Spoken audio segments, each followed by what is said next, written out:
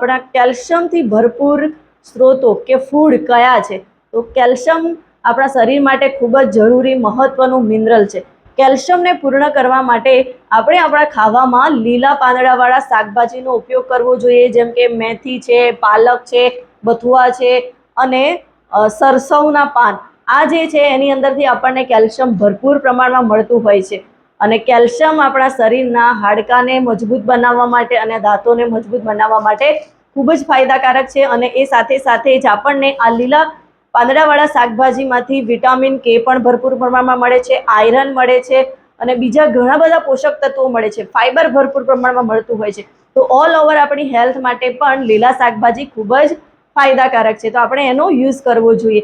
અને એ સાથે જ ટોફુની અંદર ભરપૂર માત્રામાં કેલ્શિયમ રહેલું છે અને ટોફુને સોયા પનીર તરીકે પણ ઓળખવામાં આવે છે. અને ટોફુ જે છે એ કેલ્શિયમ અને આયરન પ્રોટીનનો ભરપૂર સ્ત્રોત છે. ટોફુની અંદર પ્રોટીન પણ ભરપૂર પ્રમાણમાં મળે છે, તેથી આપણા મસલ સ્ટ્રોંગ બને છે અને હાડકાં મજબૂત થાય છે.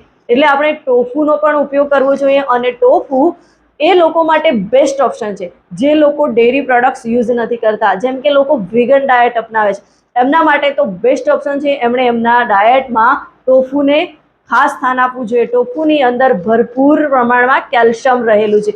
એ સાથે જ સિયા ચીડ્સની અંદર પણ કેલ્શિયમ ભરપૂર માત્રામાં છે. સિયા ચીડ્સની અંદર કેલ્શિયમની સાથે સાથે વિટામિન્સ અને ઓમેગા 3 ફેટી એસિડ રહેલું છે, જે આપણા હાર્ટને હેલ્ધી બનાવવા માટે ખૂબ જ ફાયદાકારક છે. અને ચિયા સીડ્સને આપણે મિલ્ક શેકની અંદર અથવા તો ફ્રૂટ્સની અંદર નાખીને, સ્મૂધીની અંદર નાખીને પણ આપણે એનો યુઝ કરી શકીએ છીએ. તો ચિયા સીડ્સને પણ આપણે આપણા ડાયટમાં સ્થાન આપવું જોઈએ.